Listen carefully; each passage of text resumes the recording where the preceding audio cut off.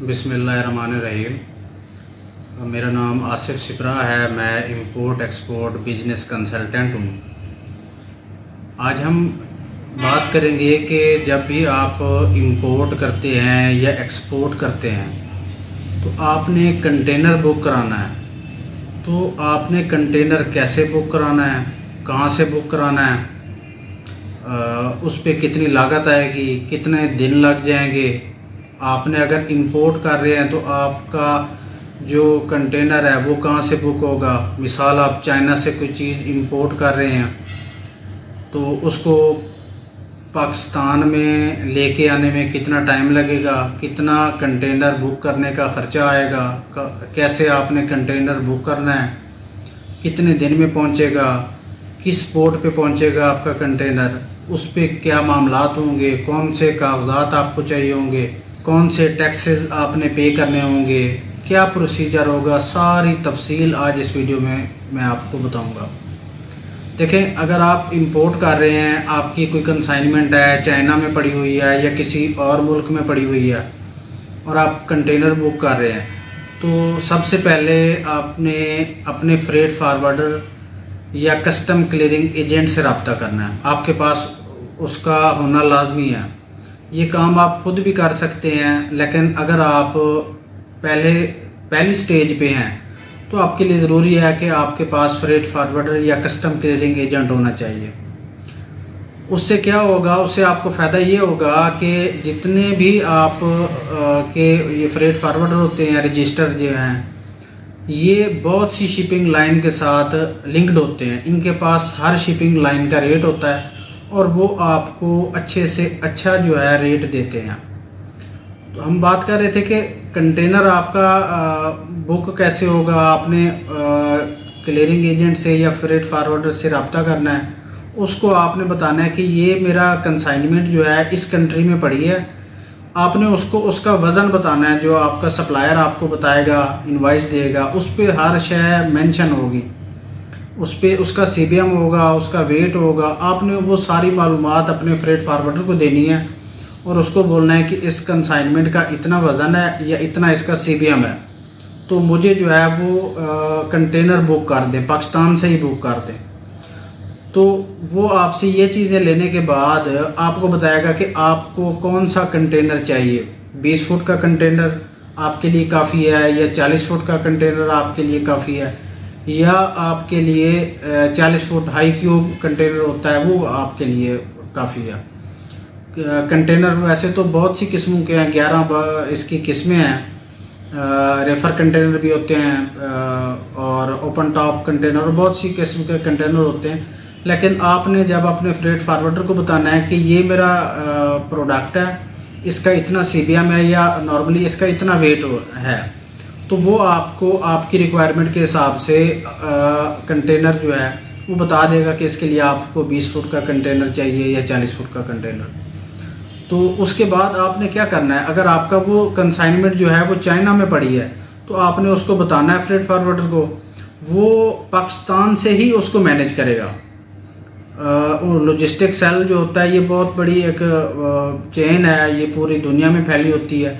वो यहाँ से कंटेनर चाइना में भिजवाएं या शिपिंग लाइन का कोई भी कंटेनर जो चाइना में मौजूद होता है उसको आपके लिए वो रेफ़र कर देंगे, तो वो उनका काम है।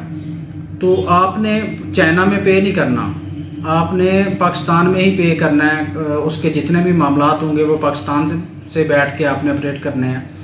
तो जो अक्सर न्यू इम्पोर्टर होते हैं वो सबसे बड़ी गलती ये करते हैं कि जब भी वो कंसाइनमेंट मंगवा रहे होते हैं, अली एक्सप्रेस से मंगवा रहे होते हैं या अलीबाबा से मंगवा रहे होते हैं, बल्क में मंगवा रहे होते हैं, या उनका कोई वैसे ही सप्लायर होता है, तो वो उनको जो है कहते हैं कि आप हमें इसको इंपोर्ट करके दें, आपने कंटेनर भी खुद बुक करना है, आप हमें जो है वो हमारी पोर्ट तक के रेट दे दें, कंटेनर भी आपके ज़िम्मे है, सारी चीज़ आपके ज़िम्मे आपने करनी है। तो नॉर्मली मिसाल के तौर पर आप अपने फ्रेट फारवर्डर से रब्ता करते हैं, वो आपको एक कंटेनर का जो चाइना है उस पोर्ट से लेके जो नॉर्मली रेट चल रहे हैं अब पाकिस्तान तक, वो आपको मिसाल के तौर पर $1000 से लेके $1500 तक का रेट देता है।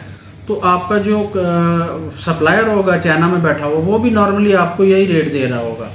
लेकिन असल मसला कब होगा? असल मसला आपका तब होगा जब आपका कंटेनर पाकिस्तान पहुंचेगा, आप जो है वो लेने जाएंगे, उसको रिसीव करने जाएंगे, उसकी क्लियरेंस करेंगे, तो जो पाकिस्तान कस्टम है वो आपको बहुत से बिल बना के दे देगा कि इसके कुछ हिडन चार्जेस होते हैं, कुछ और इसके पे ऑर्डर होते हैं। 20 फुट कंटेनर का पे ऑर्डर अलग से बनता है, 40 फुट कंटेनर का पे ऑर्डर अलग से बनता है। इसके अलावा और भी कुछ चार्जेस होते हैं। तो जब आप वो चार्जेस देखेंगे तो आपके बजट से आउट हो जाएंगे, आप परेशान हो जाएंगे कि ये क्या हो गया, ये इतने चार्जेस जो हमें कस्टम लगा रहा है, ये हमने सुनी ही नहीं है, ना हमारे सप्लायर ने बात की है हमसे तो जो इनवाइस मांगी गई है हम उस पर राज़ी हो गए हैं कि उस पर अपनी सारी वर्किंग की है कि ये इतने में हमारा कंटेनर जो है वो हमें मिल जाएगा, इतने में उसकी टैक्सेस एंड ड्यूटीज़ हैं। आपने अपना एक प्लान बनाया होता है।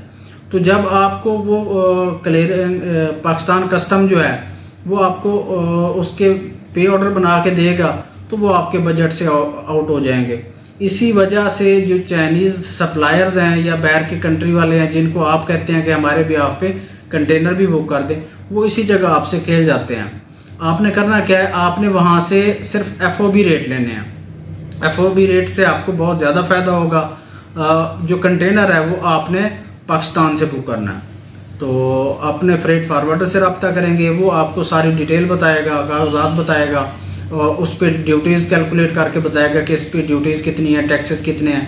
वो सारी चीज़ जो है आपको ऑलरेडी एक बना के दे देगा, ताकि आप मेंटली तौर पे तैयार रहेंगे कि ये जो कंसाइनमेंट है ये कितनी देर में हमारे पास पहुंचेगी, इस पे कितनी हमें टैक्सेस ड्यूटीज़ वगैरह या टोटल जो आपकी ख़र्चा है वो कितना आ जाएगा। अगर आपकी बुकिंग जो है वो सप्लायर कंपनी से है, तो जब आप हिडन चार्जेस देखेंगे तो आप उनसे रब्ता करेंगे कि भाई ये हमारे कौन सी चार्जेस बढ़ गए हैं ज़्यादा, आपने हमें उस टाइम बताए नहीं थे।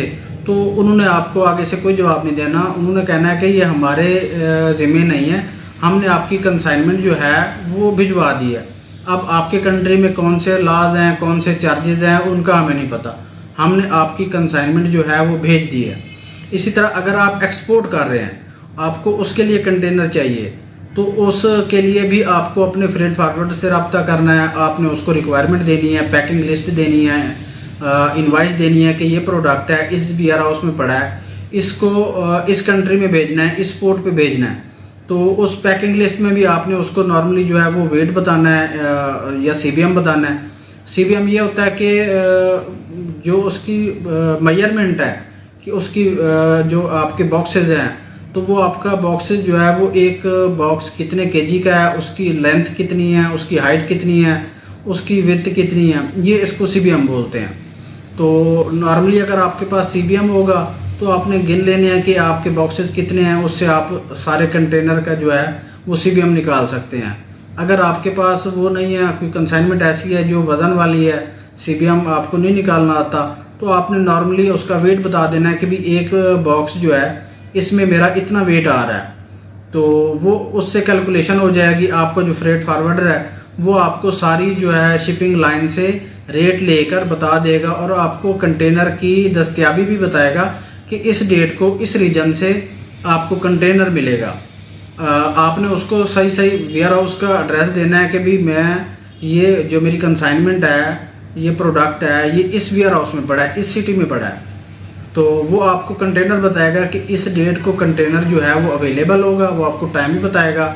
और जो भी आपकी पोर्ट होगी जिस पे आपने आगे भेजना है, वो कंसाइनमेंट भेज रहे हैं, उसका भी आपको बताएगा कि ये इतने दिनों में पहुंच जाएगा। इस पे जो पाकिस्तान आपके वेयर हाउस से लेके जो डोमेस्टिक आपकी कल ट्रांसपोर्टेशन है उसके कितने चार्जेस आ रहे हैं, पोर्ट हैंडलिंग के कितने चार्जेस आ रहे हैं, वो सारा आपकी FOB की कंसाइनमेंट होगी या CIF की होगी, या जो भी आपके बायर के साथ मामला तय होंगे जिस जगह पे आपने उसको डिलीवरी देनी है, तो उसके रेट जितने भी हैं वो आपको अर्ली जो है वो आपका फ्रेट फारवर्डर बता देगा। उस हिसाब से आपने कंसाइनमेंट जो है वो प्लान करनी है। जब आपको आपके कंटेनर की बुकिंग डेट मिल जाए, वो आपको बताएगा कि इस डेट को आपको कंटेनर मिलना है, इतने बजे मिलना है, वो आपको बता देगा। कंटेनर मतलूबा दिन जो है वो आपके वेयर हाउस में आ जाएगा। आपने उस पर लोडिंग करानी है और उसकी क्लियरेंस वगैरह जो है आपका फ्रेट फारवर्डर करा देगा, और जैसे प्लानिंग होगी वो कंसाइनमेंट आपकी जो है वो मूव हो जाएगी, और उतने ही दिनों में जितना आपको फ्रेट फारवर्डर आइडियल टाइम देगा कि ये कंसाइनमेंट किस कंट्री की है तो इसको कितने दिनों में लगेगा, कितने दिन में ये उस पोर्ट पे पहुंच जाएगा, वो आपको एग्जैक्ट जो है वो उतने दिन बताएगा कि ये 7 दिन में पहुंच जाएगा, 10 दिन में पहुंच जाएगा, ये 4 दिन में पहुंचेगा। जो हमारे नज़दीक के मुल्क हैं उनमें कंसाइनमेंट जल्दी चली जाती है, जो यूरोप के कंट्रीज़ हैं उनमें तकरीबन 30-35 दिन भी लग जाते हैं। तो वो जैसे आपका कंट्री होगा, जो आपकी प्रोडक्ट होगा, उस हिसाब से वो आपको जो है वो रेट भी देगा और उसकी सारी मालूमात भी देगा। इसके अलावा भी अगर आप ख़ुद से कंटेनर बुक करना चाहते हैं तो आप ख़ुद भी शिपिंग लाइन से रब्ता कर सकते हैं। जितनी भी शिपिंग लाइन यहाँ पे चल रही हैं, पाकिस्तान में ऑपरेट हो रही हैं, आप उनसे ख़ुद भी रेट ले सकते हैं। लेकिन आपको क्या होगा, सिर्फ मसला ये आ जाएगा कि आप बिल्कुल न्यू होंगे, आपको पता नहीं होगा कि किस जगह से ये ऑपरेट हो रही हैं, किससे रब्ता करना है, कंटेनर नॉर्मली कितने दिनों में मिलेगा, किस रेट पे मिल रहा है। तो आपको इस वर्किंग में 5-10 दिन लग जाएंगे।